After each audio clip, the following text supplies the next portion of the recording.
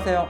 시사일본학원 신촌캠퍼스 2주 일본을 담당하는 주정관입니다. 오늘은 우리 요번에 합격한 학생을 소개해 드리겠습니다. 자, 소개 부탁합니다.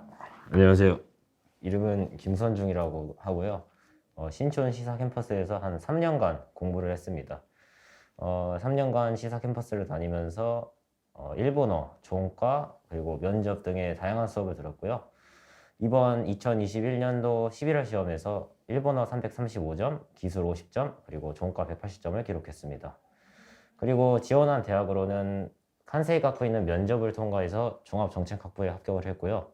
그 다음에 도시샤는 제가 서류 전형으로 합격을 해서 사회학부에 붙게 되었습니다. 축하합니다. 감사합니다. 자, 그러면 이제 간단하게 우리 합격 소감 들어볼까요? 자, 합격 소감 부탁드릴게요. 네, 솔직히 칸세이 가쿠인 대학은 이제 면접으로 하는 거다 보니까 제가 면접을 열심히 준비하면 붙을 수 있을 거라 생각해서 좀 열심히 준비해서 결국엔 붙었고, 그거는 그렇게 놀랍지 않은 결과였는데, 근데 도시샤는 정말 예상 외로 약간 행운이 찾아온 것 같아서 아직도 얼떨떨한 기분이 남아 있습니다. 본인이 공부하면서 2주 공부하면서 각 과목별 어떤 팁이 있으면 좀 우리 시청자분들 알려드릴게요. 저는 이제 시사 학원을 다니면서 일본어 종과를 좀 약간 주로 많이 들었었는데요. 제가 드릴 팁은, 일본어는 솔직히 제가 일본어를 그렇게 잘하는 편은 아닙니다. 근데 이제 주종관 선생님의 그런 수업 방식이나 선생님이 나눠주시는 자료들, 그런 것만 열심히 참고하고 또 쌤 수업을 빠지지 않고 열심히만 들어도 일본어 점수가 정말 잘 나오는 편이기 때문에 그 점만 참고하시면 좋을 것 같고, 그 다음에 종과 같은 경우에는 수업을 듣는 것도 중요하지만은 그걸 듣고 이제 복습하는 게 더 중요하다고 생각합니다. 그 복습을 위해서 우리 주정관 선생님께서 또 따로 막 스터디도 운영하시고, 제가 그걸 참가하면서 이제 다른 학우들과 뭐 자료를 서로 조사해서 시험을 본다든지 서로 테스트를 한다든지 그런 과정을 통해서 제가 알고 있던 지식을 재확인할 수 있어서 정말 좋았던 경험 같습니다. 그러한 점들이 저는 꿀팁이라고 생각을 합니다. 혹시 이제 다른 뭐 면접이라든지 그런 건 없었나요?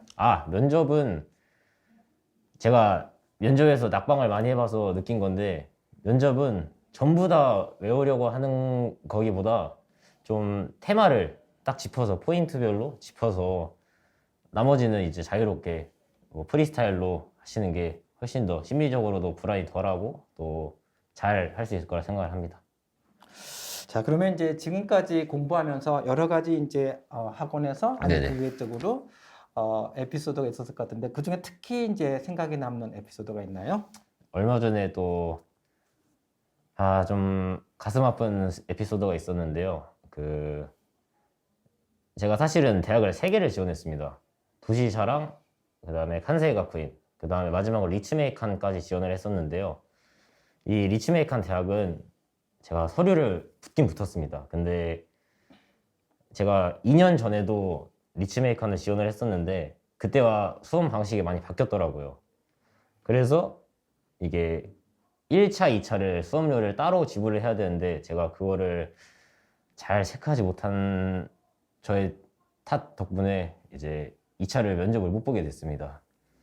앞으로는 여러분들도 그런 거 잘 확인하셔서 저 같은 불상사가 일어나지 않도록 하시길 바라겠고요. 그리고 또 쌤이 평소에 뭐 또 시사 캠퍼스 내에는 그 이재우 서류 준비반이라는 수업이 있는데, 그걸 들으면 선생님께서 다 챙겨주시긴 하는데 그거 외에도 본인이 이제 대학 관련된 서류를 꼼꼼히 확인하는 습관을 들일 필요가 있다라고 생각을 합니다.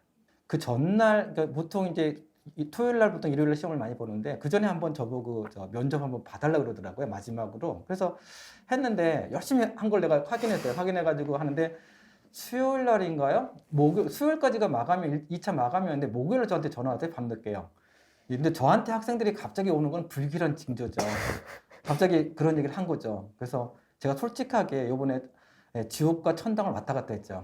그래서 그런 케이스가 가끔 있어요, 진짜. 그래서 가끔 또 하는 케이스가 뭐냐면요, 합격을 했는데 돈을 딴 데 넣은 거야. 다시 해서 교토지점이 아니고 동경지점이에요. 근데 그게 꼭 언제 오냐면요, 추석 연휴라든지 설날 연휴 때 와요. 그럼 저는 완전히 무방비에서 당하거든요. 이 친구도 좀 그런 케이스였는데, 근데 해가지고 제가 이제 하면서도 어떡할까 그래서 걱정한 게 도시샤가 좀 높았기 때문에 커트가 그래서 걱정했는데 설날 때 이 친구한테 연락이 왔어요. 도시샤 합격했다. 그래서 그때는 또 천당 같죠. 그래서 정말 해피하게 끝났습니다. 그래서 여러분 꼭 좀 주의해 주시기 바랍니다. 자 그러면 이제 결과적으로 어떤 대학을 선택했나요?